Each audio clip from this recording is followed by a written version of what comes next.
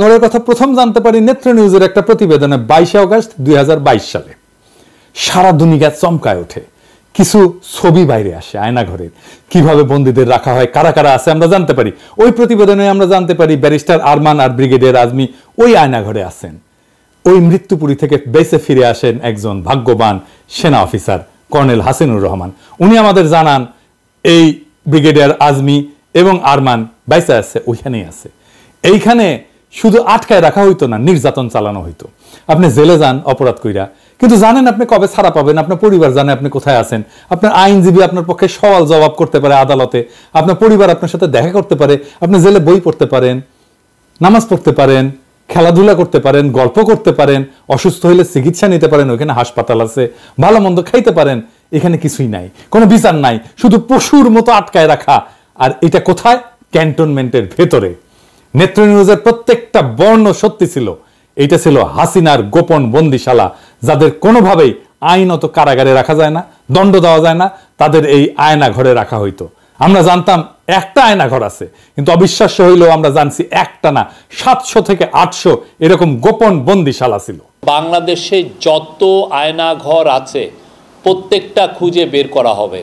সোফার আমাদের কাছে গুম কমিশনের ইনভেস্টিগেশন অনুযায়ী এবং সিকিউরিটি ফোর্সে যা ইনভেস্টিগেশন করেছে আমরা জেনেছি এটার সংখ্যা কয়েকশো, মেবি 700 থেকে 800, এবং এইটা আরও বের হচ্ছে। এই আয়নাঘর পরিদর্শনের অনুমতি পায় গুম কমিশন সেপ্টেম্বর মাসে। 3রা অক্টোবর আমরা জানতে পারি অনেক আলামত মুছে ফেলা হয়েছে, ভেঙে ফেলা হয়েছে দেওয়াল, রং করা হয়েছে নতুন কইরা। দেওয়ালে বন্দীরা অনেক কিছু লিখে রাখছিল, আমরা কিছু কিছু দেখতে পাচ্ছি এখনো আছে। তাদের কষ্টের কথা, তাদের যন্ত্রণার কথা লিখে রাখছিল, সেটা মুছে দেওয়া হয়েছে। জানুয়ারি মাসের 19 তারিখ সিদ্ধান্ত হয় প্রধান উপদেষ্টা যাবেন পরিদর্শন আয়না ঘরে। তারিখ ঠিক হয়েছিল 3রা ফেব্রুয়ারিতে পরিদর্শন হবে, কিন্তু সেইটা স্থগিত হয়। 5ই ফেব্রুয়ারিতে নেত্র নিউজই জানায় আর্মির চাপে এই পরিদর্শন হচ্ছে না। সংবাদে ছাপা ওয়াকারুজ্জামান বহু আকাঙ্ক্ষিত এই শক্ত গুরুত্বপূর্ণ কাজটা করতে প্রধান উপদেষ্টাকে বাধা দিছে। এখনো সে গুম খুন নির্যাতনকারী ডাকাত প্রকৃতির দুর্বৃত্ত সেনা কর্মকর্তাদের পক্ষ নিয়ে প্রফেসর ইউনূসের সরকারের উপর নানা ধরনের বেআইনি এবং অন্যায্য অন্যায় চাপ সৃষ্টি করে যাচ্ছে এবং ভয়ভীতি দেখাচ্ছে। আয়নাঘরের বন্দি আজমি সাহেবকে ডেকে নিয়ে গেছিল ওয়াকার সাহেব, বলছিল স্যার এটা নিয়ে কথা বললেন না, আর্মির বদনাম হবে। আপনার কি দরকার স্যার, আপনি বলেন। তারপরে একটা কাজ করা হয়েছিল, জাতিসংঘের সাপোর্ট আনা হয়েছিল, আর্মি চিফ যেন এই চাপ অনুভব করে সেনাপ্রধানের সাথেও দেখা করছিল, কাম হয় নাই। টিএফআই যে আয়না ঘর ছিল ওইখানে প্রসিকিউশন টিম ভিজিট করতে গেছিল কিছুদিন আগে। যেদিন যায় সেদিন সেখানে একটা বালতিতে 5টা তাজা শক্তিশালী টাইম বোমা রাখা ছিল। প্রসিকিউশন টিমের একজনের চোখে ভাগ্যক্রমে বাড়ায় থাকা একটা তার চোখে পড়ে, তাই কোনো দুর্ঘটনা ঘটার আগেই সেই বোমাগুলোকে নিষ্ক্রিয় করা হয়। এতই শক্তিশালী ছিল সেই বোমা যে পুরা বিল্ডিং উড়ে যাইত। আল্লাহর কি কাম, হাসিনার বক্তিমা মারার ইচ্ছা হইল, পাবলিকে গেল খেইপা। 5ই ফেব্রুয়ারিতে 32 নম্বরে চালানো হইল বুলডোজার, চুরমার করে দেওয়া হইল 32 নম্বর আওয়ামী লীগের তীর্থভূমি। আমি বলছিলাম এখন প্রধান উপদেষ্টাকে আয়নাঘর পরিদর্শন করতে হবে। 6 তারিখে সিদ্ধান্ত হইল তিনি যাবেন, সেটা বাস্তবায়ন হইল। তাহলে বুঝতে পারছেন 5ই ফেব্রুয়ারিতে 32 নম্বরে বুলডোজার চালানো কত বড় রাজনৈতিক বিজয় ছিল। ওয়াকারুজ্জামান পিছায় গেছিল, সে বাধ্য হয়েছে জনতার চাপে পিছু হটতে। এইখানে স্বামী আলাপ তুলছে আল জাজিরার এক একটা ইউনিট আলাদা আলাদা, তাই আল জাজিরার তানভীর আছে, কিন্তু স্বামীর ইউনিটকেও ডাকা হয় নাই। এটা একটা অপরাধ হয়েছে, অন্যায় হয়ে গেছে, মহা অপরাধ হয়েছে। আর কি মায়ের ডাকে তুলিকে ডাকা হয় নাই, এটাও অন্যায় হয়েছে। এর জন্য নাকি দায়ী আদিলুর রহমান শুভ্র আর রেজওয়ানা হাসান। তুলি হইতেছে দুধ ভাত, আল জাজিরার 2 জনকে কেন ডাকা হয়নি, এটাই আসলে আসল ইস্যু। আচ্ছা এবার আপনারা বলেন আয়নাঘর নিয়ে আওয়ামী লীগেররা কি বলতেছে? বলতেছে কেন 6 মাস লাগলো ভিজিট করতে, বলতেছে না এটা এই সময় বানানো হয়েছে, বলতেছে না রং কেন নতুন, এটা বলতেছে না এটা নাটক, বলতেছে না। এখন বলেন এটা কোথায়? ক্যান্টনমেন্টে তো। কারা বাধা দিছে ভিজিটে? সেনাপ্রধান তো, তাই না? নেত্র নিউজে বলছে তো। আর জেনারেলরা বাধা দিছে, আলামত নষ্ট করছে ডিজিএফআই। ডিজিএফআই কারা থাকে? সেনা অফিসাররা থাকে, তার আন্ডারেই তো ছিল। তাহলে আজকের আলাপ কি হওয়া উচিত? আজকের আলাপ হওয়া উচিত ছিল সেনা প্রধানের অপসারণ, ঠিক কিনা বলেন? অন্তত সেনা প্রধানকে জবাবদিহি করতে বাধ্য করা। কিন্তু স্বামী আলাপ নিয়ে গেল কোথায়? আদিলুর রহমান আর রেজওয়ানা হাসানের পদত্যাগ। কোন জিনিসটা পলিটিক্যালি গুরুত্বপূর্ণ? ওয়াকারের সমালোচনা নাকি এই 2 উপদেষ্টার সমালোচনা? এমনকি পদত্যাগ দাবি করা। 2 উপদেষ্টা যদি আল জাজিরার আরেকটা ইউনিটকে না ডাইকা থাকে তাহলে তো খুব ঠিক কাজ করছে। আপনারাই বলেন আর একজনকে নেওয়ার যদি স্পেস থাকতো, আর একটা সাংবাদিককে, আর একটা সংবাদ মাধ্যমকে, তাহলে আল জাজিরার আর একটা ইউনিটকে না ডেকা এএফপি কে ডাকা উচিত ছিল না? এই এএফপির ইন্টারনেট কানেকশন ইউজ করে ইন্টারনেট ছাড়া অবরুদ্ধ বাংলাদেশে গণহত্যার খবর সবাইকে জানাতে পারছে দেশের বাইরে সবাই। এএফপির কি ভূমিকা ছিল ফ্যাসি বিরোধী লড়াই সেটা সবাই জানে। তাহলে কার হক বেশি, এএফপির নাকি আল জাজিরা, যাদের একজন আছে তারপর আরেকজনকে নিতে হবে? ন্যায্য বলে তো একটা বিষয় আছে। তুলিকে নেওয়া হয় নাই কারণ আগে সিদ্ধান্ত হয়েছিল ভিকটিমকে নেওয়া হবে, ভিকটিমের ফ্যামিলি না। ভিকটিমের ফ্যামিলি না হলে তুলির নাম 1 নম্বরে থাকতো। কিন্তু তুলি তো স্বামীর ইস্যু না, তুলির কথা আনছে তার নিজের দাবিটাকে স্ট্যাবলিশ করার জন্য। তুলি সম্পর্কে বলি, তুলি মায়ের ডাক সংগঠনকে নিয়ে এক অভাবনীয় প্রতিরোধ গড়ে তুলছিল হাসিনা রেজিমের বিরুদ্ধে। সেটা বাংলাদেশের ফ্যাসি বিরোধী লড়াইয়ের ইতিহাসে স্বর্ণাক্ষরে লেখা থাকবে। আমি তুলিকে প্রধান উপদেষ্টা বিশেষ সহকারী করার কথা বলছিলাম সেই অগাস্ট মাসে। আমার সেই প্রস্তাব এখনো আছে, তুলিকে বিশেষ সহকারী করতে হবে প্রফেসর ইউনূসের। তবে ইমিডিয়েটলি তুলিকে আইন মন্ত্রণালয়ের অধীনে যে হিউম্যান রাইটস কমিশন আছে তার কমিশনার নিয়োগ দেওয়া হোক। এটা ইমিডিয়েটলি 1 সপ্তাহের মধ্যে করা হোক। তুলিকে আমাদের দ্রুত কাজে লাগাইতে হবে, সে আমাদের সম্পদ এবং আমরা সবাই তুলিকে ভালোবাসি। আমি প্রয়োজনে প্রফেসর ইউনূসের সাথে কথা বলবো তুলিকে বিশেষ সহকারী করার জন্য। তবে হিউম্যান রাইটস কমিশনের কমিশনার হিসেবে কিছুদিন অভিজ্ঞতা সঞ্চয়ের পরে তাকে যেন বিশেষ সহকারী করা হয়। এবার আসেন একটা গুরুত্বপূর্ণ বিষয় নিয়ে আলাপ করি। জাতিসংঘের ফ্যাক্ট ফাইন্ডিং কমিশন 1 জুলাই থেকে 15 আগস্ট পর্যন্ত যা যা ঘটছে তার একটা রিপোর্ট করছে। সেইখানে তারা বলছে হাসিনা সরকার গুরুতর মানবাধিকার লঙ্ঘন করছে। এটা হাসিনার নির্দেশেই হয়েছে। এমনকি হাসিনা আন্দোলনের সংগঠক এবং সমন্বয়কদের হত্যা করে তাদের লাশ গুম করে ফেলার নির্দেশ দিচ্ছিল বলে জানাইছে জাতিসংঘ। তবে এই রিপোর্টের 7 নম্বর পয়েন্টটা খুব গুরুত্বপূর্ণ। ইংরেজি যেহেতু কইছে তাহলে ঠিকই কইছে, কিন্তু আমি বাংলা করে কইতেছি। কইছে সেনাবাহিনীর দ্বৈত ভূমিকা। সেনাবাহিনী দ্বৈত ভূমিকা পালন করেছে। প্রথমে রাষ্ট্রীয় দমন পীড়নের অন্যতম প্রধান শক্তি হিসেবে, তারপরে শেখ হাসিনার শাসনের অবসান ঘটায় ক্ষমতার পরিবর্তন ঘটানোর ক্ষেত্রে গুরুত্বপূর্ণ ভূমিকা রাখে। 2024 সালের 20 জুলাই সেনাবাহিনী মোতায়েন করা হয়, যারা পুলিশ, র্যাব, বিজিবির সঙ্গে মিলে সহিংস দমন পীড়ন চালায়। সেনারা বিক্ষোভকারীদের উপর সরাসরি গুলি চালায়, আমরা ভিডিও দেখছি, যার ফলে বিচার বহির্ভূত হত্যাকাণ্ড ঘটে এবং গণগ্রেপ্তার অভিযানে চালানোর জন্য একটা আড়াল সৃষ্টি করে পুলিশ বাহিনীকে। প্রাক্তন সিনিয়র কর্মকর্তাদের সাক্ষ্য অনুযায়ী সেনাবাহিনী হত্যাকাণ্ড সম্পর্কে অবগত ছিল এবং এটা প্রতিরোধের কোনো পদক্ষেপ নেয়নি। ফরেনসিক পরীক্ষায় দেখা গেছে বিক্ষোভের সময় নিহতদের 66% সেনাবাহিনী গ্রেডের রাইফেলের গুলিতে মারা গেছে, যা শুধুমাত্র সেনাবাহিনী, র্যাব এবং বিজেপির জন্য বরাদ্দ ছিল। নিরস্ত্র বিক্ষোভকারীদের উপর আর্মার পিয়ার্সিং গুলি, মানে বর্ম পরা থাকলেও যেটা ফুটা করে ঢুকে যাবে, এরকম গুলি ব্যবহারের প্রমাণ পাওয়া গেছে, যা পুলিশের বা সাধারণ নাগরিকদের কাছে থাকার কথা না। ফরেনসিক এবং ব্যালিস্টিক বিশ্লেষণে নিশ্চিত করছে যে নিহতদের শরীরে পাওয়া গুলির উৎস সেনাবাহিনীর অস্ত্রাগার। আগস্টের শুরুতে সেনাবাহিনীর অভ্যন্তরে অসন্তোষ বাড়তে থাকে, বিশেষ করে জুনিয়র অফিসারদের মধ্যে, যারা বেসামরিক নাগরিকদের উপর গুলি চালাতে অস্বীকৃতি জানায়। 5ই আগস্ট যখন লক্ষ লক্ষ বিক্ষোভকারী ঢাকার অভিমুখে যাত্রা করে, তখন সেনাবাহিনী এবং বিজিবি বাধা না দিয়ে সরে দাঁড়ায়। এর ফলে শেখ হাসিনাকে সশস্ত্র বাহিনীর একটা হেলিকপ্টারে করে ঢাকা থেকে সরায় নেওয়া হয়, যা কার্যত তার শাসনের অবসান ঘটায়। আয়নাঘর আর হাসিনার করা খুনের 66% মিলিটারি গ্রেডের অস্ত্র দিয়ে হওয়ার 2 ঘটনায় সেনা প্রধান পড়ছে চাপে। এখন সেনা প্রধানকে বাঁচাইতে আসছে, স্বামী আসছে বাঁচাইতে। সেনা প্রধান আর ডিজিএফআই এখন একটা আড়াল দরকার ছিল, যার পিছনে সে লুকাইতে পারে। স্বামী একটা তুচ্ছ বিষয় নিয়ে সেনা প্রধানের দায়কে আড়াল করে দিল।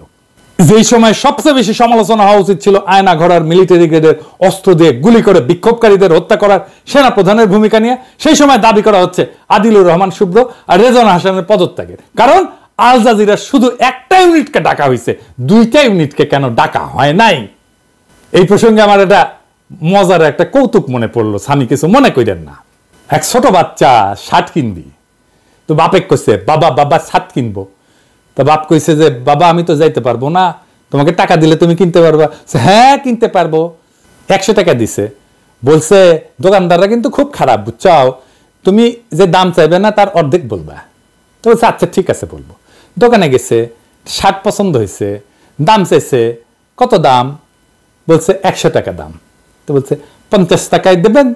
তো বলছে আচ্ছা ঠিক আছে তুমি 50 টাকাই দাও। বলছে 25 টাকায় দেবেন? বলছে আচ্ছা ঠিক আছে বাবা তুমি 25 টাকাই দাও। 12.5 টাকায় দেবেন? তখন বলছে বাবা তোমার পয়সা পয়সা দিতে হবে না, তুমি এমনি এমনি নিয়ে যাও।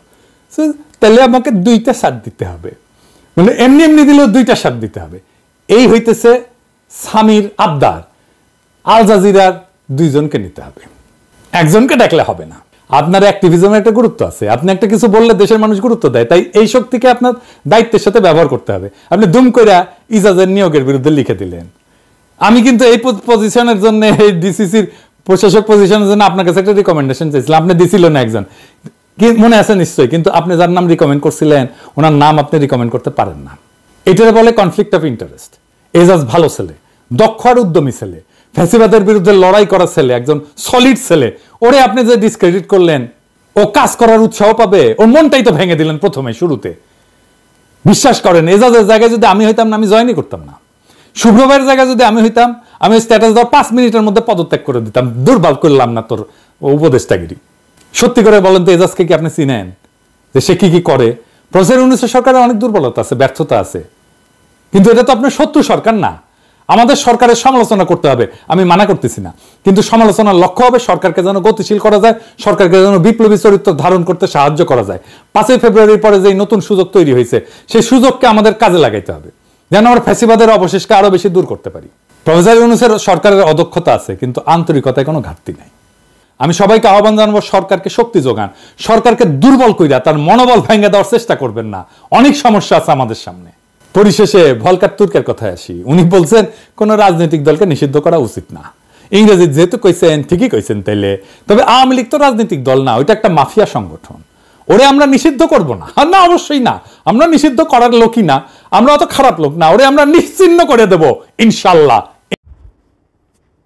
প্রিয় দর্শক শ্রোতা, ইতিমধ্যে আওয়ামী লীগের আমলে প্রতি বছর $15 বিলিয়ন পাচার হয়েছে, এমনটা মন্তব্য করেছেন টিআইবির নির্বাহী পরিচালক ডক্টর ইফতেখারুজ্জামান। প্রিয় দর্শক শ্রোতা, আওয়ামী লীগের সর্বশেষ 15 বছরের শাসন আমলে প্রতি বছর গড়ে কমপক্ষে $15 বিলিয়ন পাচার করা হয়েছে বলে জানিয়েছে দুর্নীতি বিরোধী সংগঠন ট্রান্সপারেন্সি ইন্টারন্যাশনাল বাংলাদেশ টিআইবি নির্বাহী পরিচালক ডক্টর ইফতেখারুজ্জামান। তবে বাংলাদেশ থেকে কী পরিমাণ অর্থ পাচার হয়েছে তার সুনির্দিষ্ট পরিমাণ বের করা সম্ভব হবে না বলে মনে করছেন তিনি। October economic reporters forum ERF ও সম্ভাবনার বাংলাদেশ আয়োজিত এক সেমিনারে তিনি এসব কথা জানান। ডক্টর ইফতেখারুজ্জামান বলেন, গভর্নর ব্যাংক খাত থেকে যে $17 বিলিয়ন পাচার হওয়ার কথা বলছেন, বাস্তবে তার পরিমাণ আরও বেশি। তৎকালীন সরকারের সাথে ঘনিষ্ঠ প্রভাবশালীরা ব্যাংক খাত ও বাণিজ্যের আড়ালে বছরে 12-15 বিলিয়ন পাচার করেছে। 1.5 দশকের রাষ্ট্র কাঠামোকে ব্যবহার করেই পাচার হয়েছে এসব অর্থ, বলেন তিনি। পাচার হওয়া অর্থ ফেরত আনা সম্ভব জানিয়ে তিনি বলেন, তবে প্রক্রিয়াটি খুবই জটিল। যে দেশ অর্থ পাচার করা হয়েছে সেই দেশের সাথে আইনি চুক্তি সমঝোতার মাধ্যমে ফিরিয়ে আনার পদক্ষেপ নেওয়ার আহ্বান জানান ডক্টর ইফতেখারুজ্জামান। বলেন, রাজনৈতিক, আমলাতান্ত্রিক ও ব্যবসায়িক সংস্কৃতি পরিবর্তন না হলে অর্থ পাচার ও দুর্নীতি বন্ধ হবে না। তিনি বলেন, যুক্তরাষ্ট্র, যুক্তরাজ্য ও ইউরোপীয় ইউনিয়নের দেশগুলোতে পাচার হওয়া অর্থ ফেরাতে ইতিমধ্যে কাজ শুরু করা হয়েছে। এরই মধ্যে যুক্তরাষ্ট্র ও যুক্তরাজ্যের সাথে বৈঠক করছে সরকার। আগামী 2 বছরের মধ্যে যদি একটা পয়সাও ফেরত আসে তাহলে সেটাও বড় অর্জন হবে। প্রিয় দর্শক শ্রোতা, বাংলাদেশ থেকে হাসিনার আমলে প্রতি বছর $15 বিলিয়ন পাচার করা হয়েছে। প্রিয় দর্শক শ্রোতা, ইতিমধ্যে আবু সাঈদের ময়না তদন্ত প্রতিবেদন 6 বার বদল হয়েছে। সিঙ্গাপুর ভ্রমণের প্রস্তাব, এমনটাই বলছেন আবু সাঈদের ডক্টর।